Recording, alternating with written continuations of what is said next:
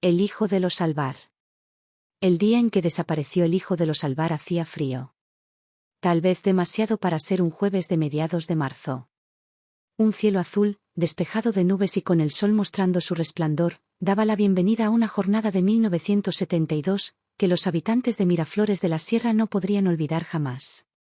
Un par de semanas antes había estado nevando copiosamente, y aunque ya no hubiese nieve en las calles del pueblo, en las laderas de la montaña todavía se podía observar una fina capa blanca que cubría el suelo. Ernesto se levantó de la cama y se acercó a la ventana de su habitación, todavía aturdido. Esa madrugada había tenido una pesadilla, y quería comprobar que todo seguía igual a su alrededor. El viento mecía las hojas de los olmos que habían crecido junto a la casa y Tobe, el perro labrador que su padre había encontrado moribundo en una cuneta de la carretera de Soto del Real, correteaba con alegría por la huerta que su padre cuidaba con esmero cada día.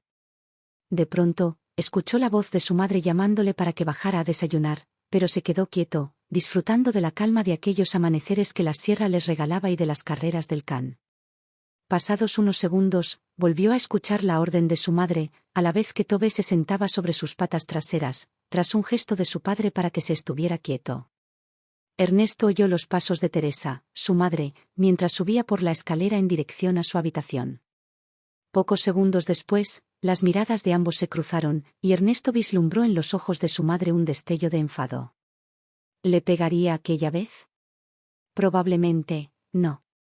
Le volvería a expresar las consecuencias que podían tener sus actos por no obedecer, y después, saldría por la puerta. Sin embargo, en aquella ocasión, su rictus parecía más áspero. Ernesto notó un ligero temblor y se mantuvo en silencio. En el patio, Tobe había comenzado a ladrar. Quiero que te vayas de esta casa, y no vuelvas hasta que hayas pensado en tu comportamiento. Ojalá nunca hubieras formado parte de mis entrañas. Ernesto no podía creer lo que estaba escuchando por parte de su madre. ¿Qué le estaba pasando? Llevo ya demasiado tiempo soportando tus faltas de respeto y no voy a tolerar más esa actitud. Estás a punto de cumplir 12 años, y seguro que encuentras a alguien en el pueblo dispuesto a acogerte y a enseñarte su oficio. Al fin y al cabo, eres Ernesto, el hijo que toda madre hubiera querido tener. Estas últimas palabras fueron pronunciadas por la mujer con un enorme desdén y un deje de burla. Pero Teresa todavía no había terminado de hablar, a pesar de las lágrimas que ya comenzaban a asomar en los ojos de Ernesto. Todas las madres menos yo. ¿Por qué has tenido que ser mi hijo? Jamás lo podré entender. Ernesto guardó silencio, mientras su madre salía por la puerta de la habitación, sin tan siquiera girar la cabeza para observar a su hijo. Mientras el tiempo seguía avanzando, el niño no hacía más que preguntarse por la reacción que acababa de tener su progenitora. Ella nunca le había tratado con el cariño que se supone que toda madre guarda en su corazón, pero no se esperaba que llegara un día en que le echara de su casa. ¿Dónde iría? ¿A la granja de Paco, su mejor amigo? También podía hablar con Elisa, la amable directora del colegio del pueblo, y que estaba seguro de que sabría buscar la mejor solución para su alumno. Cerró los ojos, queriendo olvidar para siempre ese instante y aparecer en otro lugar distinto, pero al abrirlos de nuevo todo seguía igual a su alrededor. Lo único que había cambiado es que ya no escuchaba los ladridos de Tobe. Con el dedo, se secó una lágrima que había rodado por su mejilla y se puso de pie, con lentitud. Avanzó un par de pasos hasta que se percató de que había dado un leve golpe a un objeto con su pie derecho. Posó la mirada en el suelo y se percató de que acababa de golpear el libro que había comenzado a leer un par de horas antes. Se agachó para recogerlo, y al tocar con la mano la cubierta del ejemplar, sintió un destello de energía que se expandió por su cuerpo.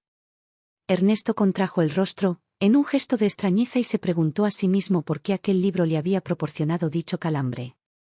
Esa misma tarde, al leer las primeras páginas, no había notado ningún tipo de energía al rozar las yemas de sus dedos con las hojas de papel.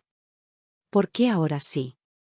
Dejó a un lado la tapa en cartoné de la portada y retomó la lectura por la página 10, justo donde había detenido el avance de sus ojos. El caballo blanco seguía esperando a que Luis regresara con el trozo de pan, pero después de varios días, el niño seguía sin aparecer. ¿Se habría olvidado de él? No podía ser. El caballo emitió un relincho, a la vez que apoyaba el hocico sobre la verja que marcaba el límite de la finca. Aquel niño era el único ser humano capaz de comprender sus necesidades, y la única persona con un alma tan pura como para unirse a la de un equino. Cuánto habían aprendido juntos el uno del otro en los últimos 5 años. El caballo solo esperaba que al niño no le hubiera ocurrido nada malo. Pero cuando fueron pasando los meses y la ausencia de Luis se hizo patente, el equino empezó a relinchar a todas horas, ya fuese de día o de noche. Y hasta tal punto llegó su relincho, que en aquel pueblo de la Sierra de Madrid llamado Miraflores de la Sierra, los habitantes decidieron tomar medidas para que el caballo se callara de una vez. Sin embargo, después de consensuar que lo mejor era sacar al caballo del municipio, nadie se atrevió. Todos conocían la relación tan especial que el caballo había tenido con el hijo mayor de los Gómez, pero ahora que la familia se había trasladado a vivir a Colmenar Viejo, era muy difícil hacerle saber al equino que su amigo ya no subiría a la montaña a verle cada día. El único que se propuso voluntario para aquel cometido fue Andrés, el cabrero. Quizá el tipo más peculiar de la cuenca alta del Manzanares y de Guadarrama, a excepción del entrañable alcalde de Soto del Real, el cartero Esteban de la Huerta, que había dejado su trabajo con las cartas para ayudar a la gestión de la localidad. Y lo había conseguido. Con Esteban, Soto del Real se había convertido, entre los años 1957 y 1965, en uno de los municipios con más lustre de la Comunidad de Madrid. Pero retornando a la figura de Andrés, el cabrero, el hombre cumplió con la tarea que le había sido encomendada, y al hallarse frente al caballo, y ver la pena que se reflejaba en sus ojos, supo que ya nunca volvería a cabalgar con el mismo brío, ni a relinchar con una cierta alegría. Le habían quitado su alma al llevarse a su amigo de su lado, y poco podía hacer el cabrero salvo tratar de mostrarle todo su cariño.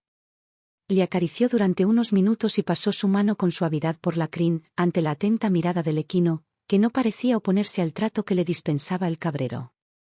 Por último, le entregó una barra de pan, que el caballo masticó en unos minutos. Pero en el momento que el hombre se alejó por el camino de regreso al centro de Miraflores, el caballo empezó a relinchar de nuevo, mostrando su soledad y su desasosiego. Y siguió con sus relinchos día tras día hasta que Ernesto cerró un momento el libro y lo dejó sobre la cama. Se acercó hasta la ventana y la abrió. ¿Podía ser que aquel sonido que se escuchaba de una manera tenue cada día, fuese el relincho de aquel caballo de la historia? En Miraflores de la Sierra, todos se habían acostumbrado a aquel peculiar sonido que parecía ser un elemento más de la naturaleza, pero pocos, por no decir nadie, había indagado en la procedencia del ruido. ¿Y si la clave se hallaba en aquel caballo de la narración? Tenía que averiguarlo. Tampoco era tan absurda la idea de que realidad y ficción se hubiesen juntado en un solo plano. Y que el autor de aquel libro hubiese vivido durante un tiempo en Miraflores de la Sierra.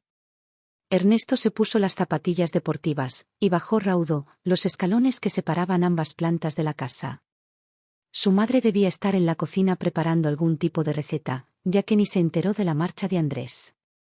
Y su padre debía estar dando un paseo con Tobe por las calles del pueblo. Salió a la callejuela en la que estaba ubicada la casa de sus padres, y se dirigió a la ladera de la montaña, atravesando por la calle de la Fuente del Cura, y dejando a un lado el puente del molino. Según se iba alejando del pueblo, empezó a notar cómo los latidos de su corazón iban en aumento. ¿Qué ocurriría si lograba encontrar al caballo? ¿Sería capaz de hacerse su amigo? ¿Vería el caballo en la figura de Luis? ¿Podría llegar a tratarle con el mismo cariño? Todos estos interrogantes iban fluyendo en su cabeza, hasta que se percató de que el terreno se estaba volviendo cada vez más inclinado, y que la espesura del bosque le impedía ver los tejados de las casas del pueblo. Por primera vez sintió miedo, aunque ahora no pensaba echarse atrás. Tenía que encontrar a aquel caballo de la novela. Cada vez estaba más convencido de la existencia del equino. Siguió subiendo por la ladera de la montaña, hasta que, en un momento dado, distinguió la figura de lo que parecía ser un equino. Se fue acercando hasta el animal, hasta que por fin pudo apreciar el color blanco de su pelaje. Era realmente hermoso. Y brillaba como pocos animales podían hacerlo. Parecía parte de un sueño.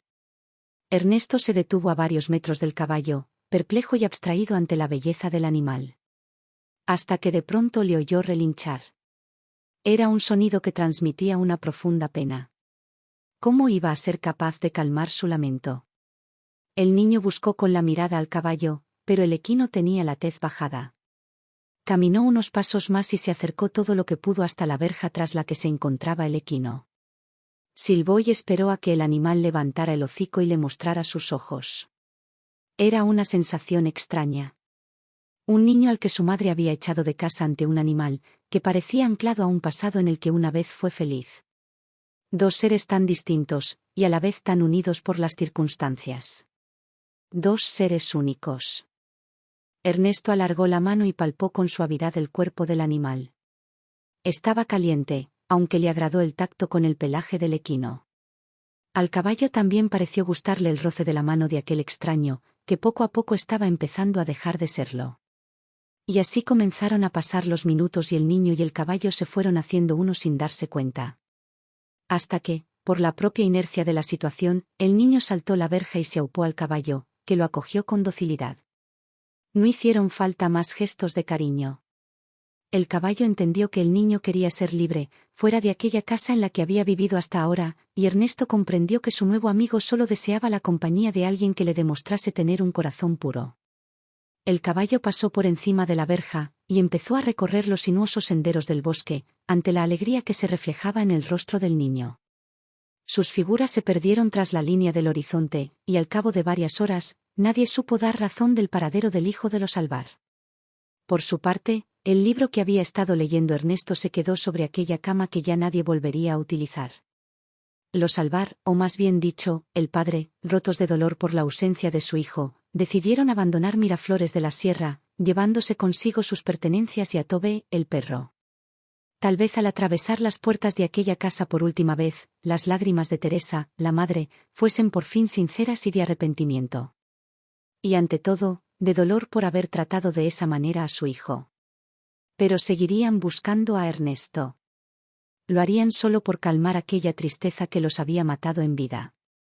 Y más en el caso de ella, que no podía dejar de sentirse culpable. Todavía tendrían que pasar varios años hasta que un habitante de Miraflores de la Sierra creyó distinguir la figura de un caballo blanco, y sobre el corcel un apuesto y joven jinete. Pero fue solo durante un instante bajo la luz de una majestuosa luna llena, y el hombre no le concedió más importancia al regresar a su casa. Simplemente, se quedó dormido, y al día siguiente, atribuyó la imagen a una ensoñación. Realidad o ficción, la leyenda del majestuoso caballo blanco y su elegante jinete sigue estando muy presente en la cuenca alta del Manzanares, y en Tres Cantos, y en las noches de luna llena, algunos intrépidos todavía recorren las calles de Miraflores de la Sierra tratando de vislumbrar el perfil del caballo. Pero hubo un día en que la historia de un pequeño y precioso pueblo de la Comunidad de Madrid quedó unida para siempre con la desaparición del hijo de los Alvar.